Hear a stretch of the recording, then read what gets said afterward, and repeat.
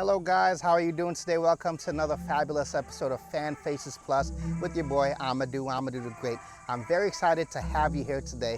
There's a little change in location. As you can see, we're in my backyard doing backyard things, and there's a friend here trying to join me in the show. But I hope I don't taste too sweet because I'm not food, honey. But on to different topics. Today, some of the topics that I want to get into are the Olympics, the beginning of the Olympics, how it got to be, and also top 5 NFL quarterbacks that are making decent money in the year 2024, in the 2024 season. So why don't you join me on this journey and let's get going. I'll try to keep it simple and enjoyable for you guys, all right? All right, let's go. First and foremost, we'll start with the 2024 Summer Olympics in Paris. Yeah, Summer Olympics in Paris. They're ongoing right now, but I thought that you guys out there should get a little information, whether or not you want, whether or not you know, for you to, be informed on the particular beginnings of the Olympics. So, Summer 2024 Paris Olympics. They're not the first time there's been Olympics in Paris, but it won't certainly be the last. And I'll give you some background information on how some of these countries get to be host countries and what goes into it. All right. So first and foremost, to put a bid in to become one of the hosts for an Olympic cycle, you have to be a member of the IOC. If you're not a member of the IOC, you can't be allowed to even participate in, basically putting in a bid. So there's about 206 countries that are members of the IOC, and there's 184 athletes. Actually, there's 184 countries that participate in the Olympics every summer that it comes. Well, Summer Olympics, anyways. So what's it called? We got Paris hosting it this year, and Paris, among 2 other cities, have hosted the Summer Olympics 3 times. All right, 3 times. That's pretty amazing. No other countries hosted it more than twice. Yeah, I'm sure there's other countries that have hosted it more than twice, but Paris has hosted it 3 times, and then there's 2 other cities that have hosted it more than 2 times. I'll let you find out those other countries and put them down in the comments below. I'll give you a little assignment there, folks. Go check it out. Put it in the comment section. Let me know what other countries have participated more than 2 times in the Summer Olympics. All right. So let's get going on it. To basically get selected as a country, as a city to host the Olympics, there's a voting system. There's a secret ballot voting system, and in this secret ballot voting system, every participating member of the IOC can vote, except for the country or the city that's a hopeful, except for the city that's a hopeful city to get the bid.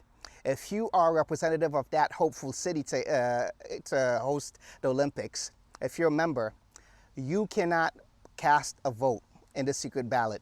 You must abstain from voting because it's technically an advantage to you, all right? So basically, all the countries would vote, and all the countries would vote, or all the cities would vote.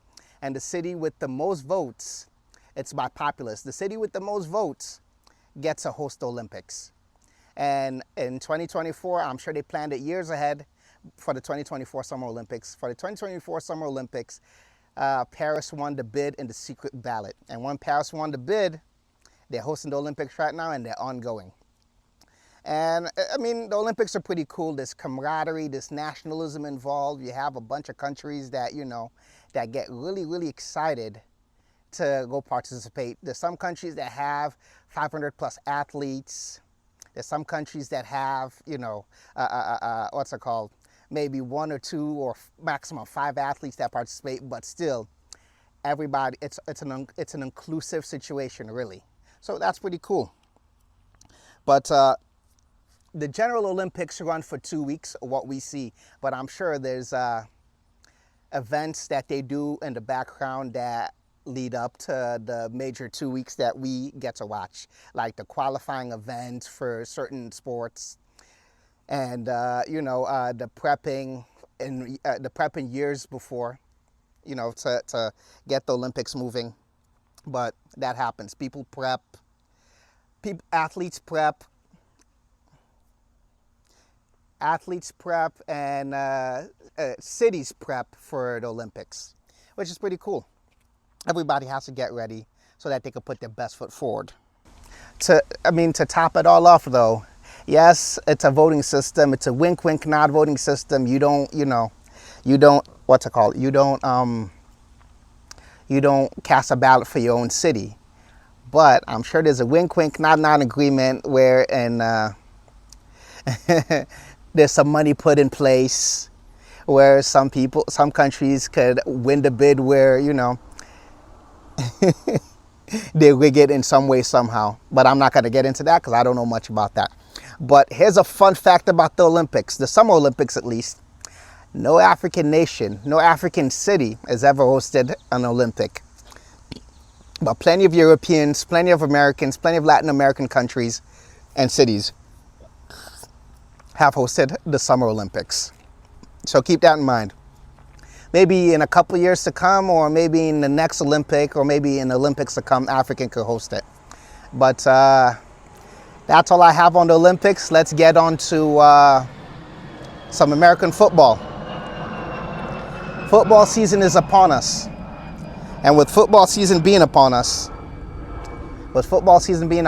we got quarterbacks this year that have gotten paid a tremendous amount. Most of the quarterbacks right now, top 10 quarterbacks, they're all making millions. They're making 50 million at least a year. Most quarterbacks are. But recently, 2 quarterbacks got paid in the 50 million range. Jordan Love of the Green Bay Packers got paid 55 million. And Tua Tagovailoa got paid 53 million a year. But that's not the staggering amount. The amazing amount is what's guaranteed to them, right? I know Tua got guaranteed approximately $160 million guaranteed in the deal, all right? So he's making $53.1 million a year annually, plus the $160 million guarantee to him that he gets to take home out of the contract that he signed for 4 years. But really, you're a true superstar when you get the money that's guaranteed to you. The guaranteed money is really where the creme de la creme live, right? Let's say, you're making $55 million a year for a contract that spans 4 years. But if they guaranteed you upwards of $200 million, then you're really, top notch as far as quarterbacks go. And that's pretty amazing. You deserve every bit of it because you carry the burden, win or lose. You take on the responsibilities, win or lose. You take the fault, you take the blame, win or lose. So quarterbacks deserve it. Quarterbacks have to know everybody's position and everybody's assignment on the field. Not every other player needs to know that. The quarterback needs to absolutely know every other position in the field, which is pretty cool. Which is a pretty heavy crown to carry, heavy load to carry. And, can't blame them for giving them that money.